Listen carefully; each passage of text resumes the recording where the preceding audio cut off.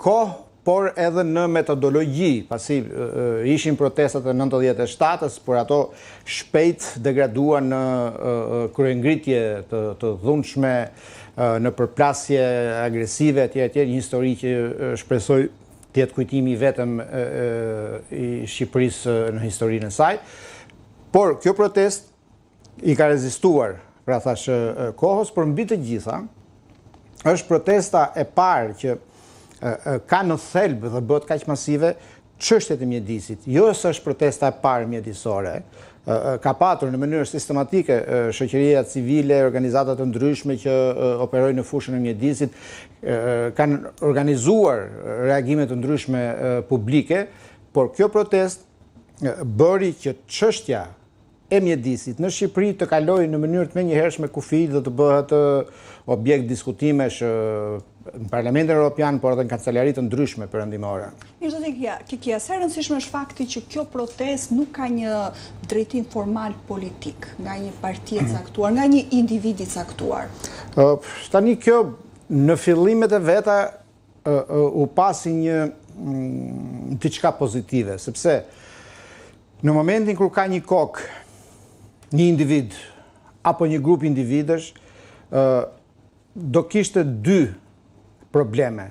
E para, për shkak të paragjykimeve dhe teorive konspirative jo fort të pabaza, ky leadership mund të shantazhohej apo mund të blihej, siç thuhet në jargon, nga qeveria. Dhe atëherë protesta do futej në një agent të kontrolluar apo të manipuluar. Dhe duke mos patur kokë, u eliminua edhe një lloj konflikti brendshëm që do lindte në këtë protestë, pasi për herë të parë kjo nuk është protesta e minatorëve. Nuk është protesta e fermerëve të qumshit, e fermerëve të serave dhe fermerëve të qepëve, e pensionistëve dhe infermierëve. Kjo është një protestë ku gjithkush ka gjetur veten. Ka aty me parti, pa parti, votues partisë në pushtet, votues në partive në opozitë, dhe gjithkush ka shkuar për atë që mendon që mund të shkojë. Dhe ka një tufë pastaj tjetër, janë të rinjt, të cilët janë gati të pandjeshëm ndaj logove politike dhe partijake, dhe janë aty të përfshirë adrenalinën e flamurit ku padyshim ishte edhe ai dimensioni kombëtar që mori protesta në fillimet e veta. Dhe nëse dikush apo disa do ekspozoheshin si pronar apo udhëheqës të protestës, automatikisht kjo do krijonte interferimet të ndryshme, do krijonte fërkime, do krijonte qefmbetje, pse ky dhe jo ky tjetri, kë përfaqëson ky, kush është pas këtij.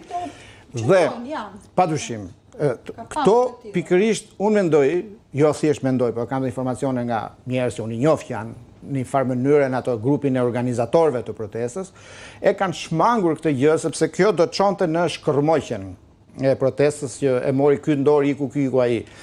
Kjo gjë ndodhi me protestën e studentëve 2017-2018. Në momentin kur u krijua një leadership, aty filluan historitë, informacioni i vërtet, i pavërtet, teori konspirative, i shpërndanin dhe ata që donin ta dëmtonin që ky është me këtë, ky është me atë, ka bërë këtë, ky ka qenë këtu, dhe filloi dhe u shua. Por nga ana tjetër, ky pozitivitet në raport me mos ekspozimin e një leadershipi, ka të keqen tjetër sepse protesta duam apo nuk duam ne, ka nevojë të udhëhiqet. Protesta në këto kushte nuk është thjesht një turm njerëzish që marshojnë, shajnë, bërtasin, nxjerrin llefin e tyre, urrëtien, dalin në rrugë, bërtasin, unë s'kam ilaçe, mos ndel pensioni, s'kemi ujë, s'kemi këtë, s'kemi atë. Protesta tani është një institucion. Një institucion politik.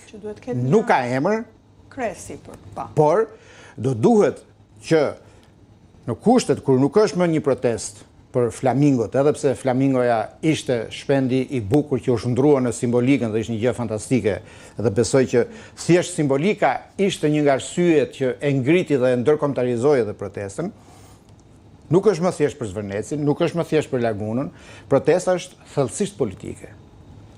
Njerëzit aty po kërkojnë ndërheqjen e qeverisë dhe krijimin e një qeverie tranzitore për të reformuar sistemin zgjedhor dhe vendi të bëhet gati për zgjedhjet të parakohshme. Kemi pak edhe tek çështja e organizatorëve apo mënyrën se si politika po e sheh këtë protestë.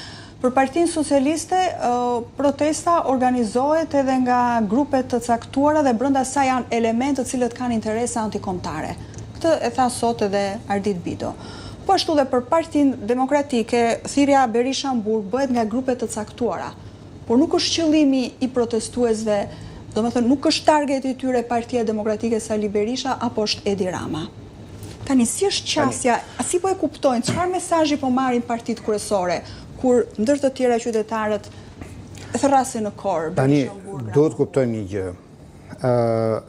Sepse ne jemi i përkasim një shoqërie ku njëri punon dhe 5 i japin mend atij që punon. Po.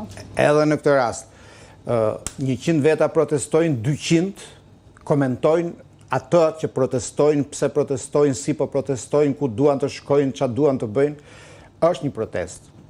Dhe është protesta më paqësore që unë kam parë deri tani.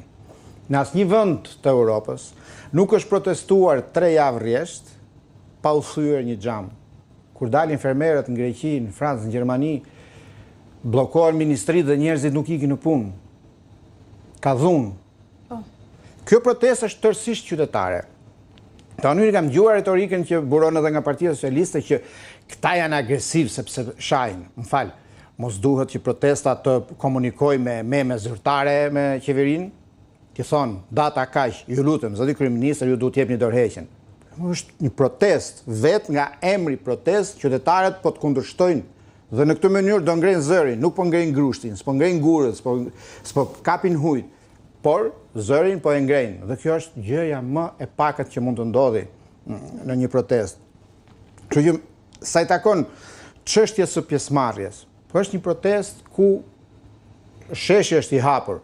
Nuk ka një derë ku hyhet dhe ku dikush është me listë në dorë dhe të thotë përjashtohen nacionalistët e ekstremit të djathtë, përjashtohen komunistët e ekstremit të majt, përjashtohen këta që shajnë nga rrobat e shtëpisë, përjashtohen edhe këta që bërtasin, përjashtohen këta që shajnë Saliun, përjashtohen edhe këta që shajnë Ramën.